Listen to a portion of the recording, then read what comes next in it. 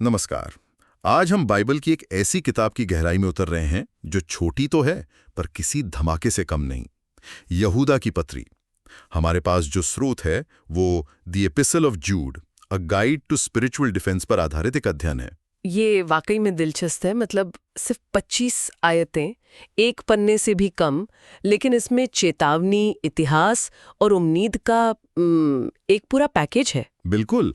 और इसे पढ़ने पर ऐसा लगता है जैसे आप कोई आध्यात्मिक जासूसी रिपोर्ट पढ़ रहे हो। यहूदा एक तरह से धोखे के सबूत इकट्ठा कर रहा है, अपराधियों की प्रोफाइल बना रहा है और फिर हमें उनसे बचने के लिए एक सुरक्षा योजना दे रहा है। तो चले इस केस फाइल को खोलते। हाँ, तो सबसे पहली और चौंकाने वाली बात तो लेखक की पहचान ही है। यहूदा, जो यीशु का सौतेला भाई था, वो अपनी पहचान ऐसे देता ही नहीं। हाँ, ये बहुत अजीब लग सकता है। अगर आज किसी के पास ऐसा हुए कनेक्शन होता तो वो तो उसे अपनी सबसे बड़ी पहचान बनाता। लेकिन यहूदा क्या कहता है? यीशु मसीह का दास। वो रिश्तेदारी का कार्ड खेलने के बजाय सेवा का पद चुनता है। और ये सिर्फ विनम्रता नहीं है, है ना? इसमें एक गहरा संदेश छिपा है। ऐसा लगता है जैसे वो कह रहा हो, मेरा असली गौरव इस बात में नहीं है कि मैं किसके परिवार से हूं, बल्कि इस बात में है कि मैं किसकी सेवा करता हूं। आपने बिल्कुल सही पकड़ा। ये पूरी पत्री की नींव रख देता है। यहाँ मुद्दा पदवी का नहीं, समर्पण का है। स्रोत बताता है कि प्रेरित पौलुस भी यही पहचान अपनाता था। ये उस सोच के बिल्कुल खिलाफ है जहाँ लोग अपने क्रिश्चियन बैकग्राउंड या अपनी पारिवारिक विरासत पर गर्व करते हैं। सही कहा। यहूदा, जिसके पास सबसे मजबूत पृष्ठभूमि थी, वो उसे छोड़कर दास की पहचान अपनाता है। ये दिखाता है कि असली अधिकार हक जताने में नहीं, बल्कि खुद को सौंप देने में है। ये तो शुरुआत में ही एक बहुत बड़ा सबक है। अब पत्री के शुरुआती शब्दों से लगता है कि यहूदा शायद उद्धार की खुशी के बारे में कुछ लिखना चाहता था, लेकिन अचानक उसका लहजा बदल जाता है। पद 3 में आकर ऐसा लगता है जैसे कोई अलार्म बज उठा हो। वो कहता है, विश्वास के लिए पूरा प्रयत्न करो। ये कोई हल्की फुल्की सलाह नहीं लगती। नहीं, बिल्कुल नहीं। ये एक फौजी आदेश जैसा है। यहाँ विश्वास का मतलब किसी की व्यक्तिगत भावनाएं नहीं, बल्कि वो सच्चाई, वो सुसमाचार है जो प्रेरितों ने हमें सौंपा है। अच्छा। और प्रयत्न करो के लिए जो यूनानी शब्द इस्तेमाल हुआ है, वो एक एथलीट के संघर्ष को दिखाता है जो अपनी पूरी ताकत से लड़ रहा हो। ओहो। ये कोई आराम कुर्सी वाला विश्वास नहीं है। यहूदा कह रहा है कि सत्य की रक्षा के लिए लड़ना पड़ेगा। तो ये एक तरह का सक्रिय बचाव है, मतलब सिर्फ बैठकर विश्वास करना नहीं। स्रोत में एक सैनिक का उदाहरण है जो मुझे बहुत सटीक लगा। जैसे कोई सैनिक सीमा पर सो नहीं सकता, उसे हमेशा चौकन्ना रहना पड़ता है। वैसे ही कलीसिया सत्य को लेकर लापरवाह नहीं हो सकती। हाँ बिल्कुल। लेकिन सवाल ये है कि ये लड़ाई लड़नी क्यों है? दुश्मन कौन है? और यही इस जासूसी रिपोर्ट का अगला हिस्सा है। पद 4 बताता है कि दुश्मन बाहर नहीं, अंदर ही है। कुछ मनुष्य चुपके से घुस आए हैं। जब मैं ये पढ़ती हूँ तो मुझे लगता है कि वे शायद खुलेआम बाइबल का विरोध कर रहे होंगे, लेकिन स्रोत जो बताता है वो इससे कहीं ज्यादा खतरनाक है ना। हाँ, और यही धोखे का सार है। वे विरोध नहीं करते, वे शब्दों को तोड़ मरोड़ देते हैं। वे दरवाजा तोड़ कर नहीं आते, वे चुपके से अंदर घुस आते हैं। स्रोत इनकी 2 पहचान बताता है। पहली, वे परमेश्वर के अनुग्रह को पाप करने का लाइसेंस बना देते हैं। ये बहुत चालाकी भरा धोखा है। वे कहते हैं, चिंता मत करो, परमेश्वर का प्रेम और अनुग्रह बहुत बड़ा है, तुम जैसे चाहो जी सकते हो, वो तुम्हें माफ कर देगा। ये सुनने में बहुत अच्छा लगता है, लेकिन ये अनुग्रह का अपमान है। ये ऐसा है जैसे कोई कहे, मेरे पास दुनिया का सबसे अच्छा डॉक्टर है, इसलिए मैं जितना चाहूं जहर खा सकता हूं। और दूसरी पहचान, वे प्रभु यीशु मसीह का इनकार करते हैं। अब ये इनकार जरूरी नहीं कि वे मंच पर खड़े होकर कहें, हम यीशु को नहीं मानते। स्रोत जोर देता है कि ये इनकार उनके जीवन जीने के तरीके से होता है। मतलब बातों से नहीं, कामों से। बिल्कुल। वो बातें तो यीशु की करते हैं, लेकिन उनकी जिंदगी में अधिकार उनका अपना होता है, यीशु का नहीं। ये भेड़ की खाल में भेड़िए वाली बात है। बाहर से वे बहुत प्रेमपूर्ण और आध्यात्मिक लगते हैं, लेकिन उनका असली मकसद झुंड को भटकाना और फाड़ना होता है। ये मुझे आज के दौर की याद दिलाता है, जहां बहुत सारी शिक्षाएं सुनने में बहुत अच्छी लगती हैं, बहुत सकारात्मक होती हैं। बस खुद से प्यार करो, अपनी सच्चाई जियो। लेकिन यहूदा हमें चेतावनी दे रहा है कि हर प्रेम भरी बात सच्ची शिक्षा नहीं होती। धोखा अक्सर सच के बहुत करीब दिखता है। बिल्कुल। और शायद जब यहूदा ये लिख रही थीं, तो कुछ लोगों ने सोचा होगा कि वो ज्यादा ही कठोर हो रही हैं। तो वो इतिहास की सबसे बड़ी फाइलों को बाहर निकालती हैं और कहती हैं, अगर तुम्हें लगता है कि मैं मजाक कर रही हूं तो जरा इन 3 केस स्टडीज को देखो। हाँ, वो इतिहास से 3 जबरदस्त उदाहरण देता है जो इस चेतावनी को और भी गंभीर बना देते हैं। पहला इसराइल का है। परमेश्वर ने उन्हें मिस्र की गुलामी से छुड़ाया, जो एक चमत्कार था। उनकी शुरुआत तो बहुत अच्छी हुई। लेकिन स्रोत हमें गिनती की किताब के अध्याय 14 की याद दिलाता है। एक अच्छी शुरुआत के बावजूद अविश्वास के कारण वे जंगल में ही नाश हो गए और वादा किए हुए देश में नहीं पहुंच पाए। यहाँ सिद्धांत बहुत स्पष्ट है। छुटकारा पाना एक बात है और उस छुटकारे में विश्वास के साथ चलते रहना बिल्कुल दूसरी बात है। अतीत के अनुभव भविष्य की गारंटी नहीं है। दूसरा उदाहरण तो और भी चौंकाने वाला है। गिरे हुए स्वर्गदूत। ये वो प्राणी थे जो परमेश्वर की उपस्थिति में रहते थे। इनसे ज्यादा ऊंचा पद और किसका हो सकता है? और यही तो मुद्दा है। उनका इतना ऊंचा पद भी उन्हें गिरने से नहीं बचा सका जब उन्होंने अपने अधिकार की सीमा को लांघा और विद्रोह किया। यहाँ संदेश ये है कि सुरक्षा किसी पद, विशेषाधिकार या अनुभव में नहीं है, बल्कि लगातार आज्ञाकारिता में है। अगर स्वर्गदूत भी गिर सकते हैं तो कोई भी इंसान ये ना सोचे कि वो इतना आध्यात्मिक हो चुका है कि वो कभी नहीं गिरेगा। और तीसरा उदाहरण सदोम और अमोरा का है। ये यौन अनैतिकता और परमेश्वर के नियमों के खिलाफ खुले विद्रोह का प्रतीक है। देखिए, स्रोत इसे सीधे तौर पर आज के समाज से जोड़ता है। आज दुनिया कई तरह के पापों को सामान्य या व्यक्तिगत पसंद का मामला कहकर सही ठहराती है, लेकिन यहूदा हमें याद दिला रहा है कि परमेश्वर का मापदंड समाज की सोच के साथ नहीं बदलता। जो परमेश्वर की नज़र में न्याय के योग्य था, वो आज भी है, चाहे समाज उसे स्वीकार करे या नहीं। यह हमें सांस्कृतिक लहरों से ऊपर उठकर परमेश्वर के सत्य पर खड़े रहने की चुनौती देता है। इन 3 बड़ी ऐतिहासिक चेतावनियों के बाद यहूदा अपनी जांच को और गहरा करता है। पद 11 में वह 3 लोगों का नाम लेता है, केन, बिलाम और कोरह। स्रोत कहता है कि ये सिर्फ 3 कहानियां नहीं, बल्कि विनाश की ओर ले जाने वाले 3 रास्ते हैं। हाँ, ये एक बहुत ही व्यवहारिक विश्लेषण है।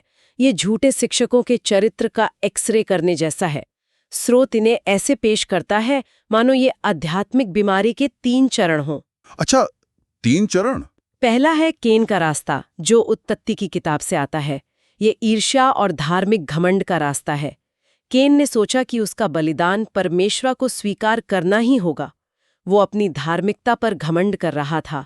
जब परमेश्वर ने उसके भाई हाबिल का बलिदान स्वीकार किया तो वो उससे जलने लगी। ये उस तरह की मानसिकता है जो कहती है, मैंने इतना कुछ किया है, मुझे तो सम्मान मिलना ही चाहिए। और ये जलन बहुत खतरनाक हो सकती है। ये अंदर ही अंदर इंसान को खा जाती है। तो दूसरा रास्ता क्या है? दूसरा है बिलाम का रास्ता, जो गिनती की किताब पर आधारित है। ये लालच का रास्ता है। बिलाम एक भविष्यद्वक्ता थी। उसे परमेश्वर की ओर से एक वरदान मिला था, लेकिन जब उसे पैसे और पद का लालच दिया गया तो उसने अपने वरदान का सौदा करने की कोशिश की। ये उन लोगों का रास्ता है जो अपनी आत्मिक बुलाहट को व्यक्तिगत लाभ के लिए इस्तेमाल करते हैं। वे सेवाकाई को एक बिजनेस बना लेते हैं। तो जलन से शुरू होकर बात लालच तक पहुंचती है। और तीसरा है कोरह का रास्ता। ये गिनती अध्याय 16 से है। ये खुले विद्रोह का रास्ता है। कोरह ने मूसा और हारून के अधिकार को चुनौती दी, जो परमेश्वर द्वारा नियुक्त थे। ये वो चरण है जहां व्यक्ति कहता है, मुझे किसी को बताने की जरूरत नहीं है कि क्या सही है और क्या गलत। मैं अपना अधिकार खुद हूं। जलन से लालच और लालच से विद्रोह, ये एक ढलान है। तो ये सिर्फ गलत सिद्धांतों के बारे में नहीं है। स्रोत का असली इंसाइट ये है कि ये सब चरित्र के भ्रष्टाचार से शुरू होता है। झूठे शिक्षक सिर्फ गलत बातें नहीं सिखा रहे थे, उनका चरित्र ही भ्रष्ट था। बिल्कुल। और इसके बाद यहूदा कुछ ऐसी तस्वीरें पेश करती हैं जो बहुत शक्तिशाली हैं। वो इन झूठे शिक्षकों का वर्णन करने के लिए रूपकों का इस्तेमाल करती है। बिल्कुल। जैसे पद 12 में वो उन्हें तुम्हारे प्रेम भोजों में छिपी हुई चट्टानें कहती हैं। इसका मतलब है कि वे संगति में तो हैं, लेकिन वे एक छिपा हुआ खतरा है जो जहाज को डुबो सकता है। और फिर वो कहता है बिना पानी के बादल। ये इमेज बहुत पावरफुल है।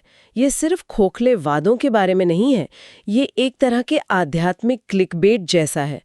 वे उम्मीद जगाते हैं, ध्यान खींचते हैं, लेकिन अंत में आपको उनसे कुछ नहीं मिलता। ये मुझे उन YouTube ट्यूटोरियल्स की याद दिलाता है जिनका थंबनेल बहुत आकर्षक होता है। 5 मिनट में अमीर बने। आप क्लिक करते हैं, 20 मिनट का वीडियो देखते हैं और अंत में आपको पता चलता है कि उन्होंने आपको बस अपना कोर्स बेचने की कोशिश की है। उम्मीद बहुत, पर मिला कुछ नहीं। बिल्कुल सही उदाहरण है। और स्रोत इसे एक और स्तर पर ले जाता है। प्राचीन कृषि समाज में बिना पानी का बादल सिर्फ निराशाजनक नहीं, बल्कि जानलेवा हो सकता था। ये आपकी फसल और आपके जीवन का सवाल था। यहूदा यही कह रहा है, ये शिक्षाएं सिर्फ गलत नहीं हैं, वे खतरनाक हैं। वे आत्मिक रूप से आपको भूखा मार सकती हैं। और भी छवियां हैं, बिना फल के पेड़ जो 2 बार मर चुके हैं, जिसका मतलब है कि उनमें जीवन का कोई निशान ही नहीं है। समुद्र की प्रचंड लहरें जो अपनी लज्जा का फेन उछालती हैं। ये भाषा दिखाती हैं कि यहूदा इस खतरे को कितनी गंभीरता से ले रही थी। ये कोई छोटी मोटी राय का अंतर नहीं था, बल्कि ये सुसमाचार के दिल पर हमला था। इतनी गंभीर चेतावनी और खतरनाक तस्वीरों के बाद अचानक पद्य 14 में कहानी एक नया मोड़ लेती है। हनोक का जिक्र आता है। 1 मिनट, यहां पर हनोक का जिक्र क्यों आया? अभी तक हम धोखे और चेतावनी की बात कर रहे थे और अचानक यहूदा हमें उत्पत्ति की किताब में वापस ले जाता है। ये थोड़ा अटपटा नहीं लगता? स्रोत इसे कैसे जोड़ता है? ये एक बहुत ही महत्वपूर्ण मोड़ है। अब तक यहूदा समस्या का वर्णन कर रही थी, अब वो समाधान की ओर इशारा कर रही है। और समाधान है अंतिम न्याय। हन्नोक की भविष्यवाणी, जो यीशु के दूसरे आगमन के बारे में है, एक जबरदस्त रिमाइंडर है कि हर करनी का लेखा जोखा होगा।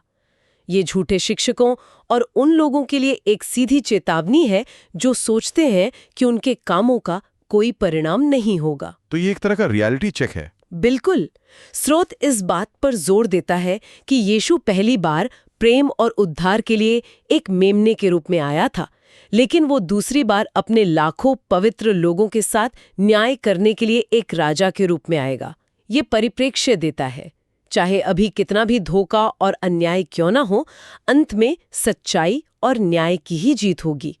ये विश्वासियों को हिम्मत देता है कि वे लड़ते रहें। इन गंभीर चेतावनियों के बाद अब यहूदा विश्वासियों की ओर मुड़ता है। पद 20 और 21 में वो एक बहुत ही स्पष्ट एक्शन प्लान देता है। ये सिर्फ ये नहीं बताता कि क्या गलत है, बल्कि ये भी बताता है कि सही कैसे रहना है। हाँ, ये पत्री का सबसे सकारात्मक और क्रियात्मक हिस्सा है। अब तक रक्षात्मक खेल चल रहा था, अब ये आक्रामक रणनीति है। स्रोत इसे 4 महत्वपूर्ण अभ्यासों वाले एक आध्यात्मिक फिटनेस रूटीन के रूप में देखता है। ठीक है, तो पहला अभ्यास क्या है? पहला है अपने अति पवित्र विश्वास में उन्नति करते हुए। इसका मतलब है कि प्रेरितों की शिक्षाओं में यानी वचन में अपनी जड़ें मजबूत करो। ये सिर्फ जानकारी इकट्ठा करना नहीं, बल्कि उस पर अपना जीवन बनाना है, जैसे कि इमारत की नींव मजबूत होनी चाहिए। ठीक है, दूसरा अभ्यास है पवित्र आत्मा में प्रार्थना करते हुए। ये सिर्फ शब्दों को दोहराना नहीं है ना? बिल्कुल नहीं। इसका मतलब है कि पवित्र आत्मा के मार्गदर्शन और सामर्थ्य में प्रार्थना करना। ये हमारी इच्छा को परमेश्वर की इच्छा के साथ मिलाना है। रोमियो 8:26 कहता है कि जब हमें नहीं पता होता कि क्या प्रार्थना करें, तो आत्मा हमारे लिए विनती करता है। ये गहरी रिश्ते पर आधारित प्रार्थना है। और तीसरा और चौथा? तीसरा है परमेश्वर के प्रेम में अपने आप को बनाए रखो। ये थोड़ा अजीब लग सकता है। क्या परमेश्वर का प्रेम हम पर निर्भर करता है? नहीं। इसका मतलब है खुद को उस जगह पर रखना जहां परमेश्वर के प्रेम को अनुभव कर सकें, यानी उसकी आज्ञाकारिता में। जैसे यीशु ने कहा, मेरे प्रेम में बने रहो। यह सक्रिय रूप से उस रिश्ते को पोषित करना है। और आखिरी, हमारे प्रभु यीशु मसीह की दया की आशा देखते रहो। ये भविष्य पर नजर रखने जैसा है। हाँ, इसका मतलब है कि अपनी नजरें इस दुनिया की समस्याओं पर नहीं, बल्कि अनंत जीवन की आशा पर टिकाए रखना। यह भविष्य की आशा हमें वर्तमान के संघर्षों में मजबूत रखती है। तो यह एक पूरा पैकेज है। वचन में मजबूत बनो, आत्मा पर निर्भर प्रार्थना करो, परमेश्वर के साथ अपने रिश्ते को बनाए रखो और अपनी नजरें अंतिम लक्ष्य पर रखो। यह एक शानदार एक्शन प्लान है। ये सिर्फ झूठे शिक्षकों से बचने के बारे में नहीं है, बल्कि एक मजबूत और जीवंत आध्यात्मिक जीवन जीने के बारे में है। और फिर इस सारी लड़ाई, चेतावनी और मेहनत के बाद पत्री का अंत एक ऐसी जगह पर होता है जिसकी शायद उम्मीद नहीं थी। ये एक शक्तिशाली और आशावादी स्तुति के साथ समाप्त होती है। ये बहुत खूबसूरत है और ये जानबूझकर किया गया है। पद 24-25 में यहूदा का फोकस हमारी जिम्मेदारी से हटके परमेश्वर की सामर्थ पर चला जाता है। अब जो तुम्हें ठोकर खाने से बचा सकता है और अपनी महिमा की भरपूरी के सामने मगन और निर्दोष करके खड़ा कर सकता है। ये सीधे तौर पर पत्री की शुरुआत से जुड़ता है, जहां विश्वासियों को यीशु मसीह के लिए सुरक्षित कहा गया है। तो संदेश ये है कि हमारी सुरक्षा हमारी अपनी ताकत में नहीं, बल्कि परमेश्वर की ताकत में है। बिल्कुल, यही इस पत्री का अंतिम और सबसे महत्वपूर्ण सत्य है। यहूदा ने पूरी पत्री में हमें संघर्ष करने, सावधान रहने और मजबूत बनने के लिए कहा, लेकिन अंत में वो हमें याद दिलाती है कि ये सब परमेश्वर की सामर्थ्य के बिना असंभव है। हम लड़ते हैं, लेकिन जीत उसकी सामर्थ्य से मिलती है। यह भरोसा ही हर आध्यात्मिक रक्षा का आधार है।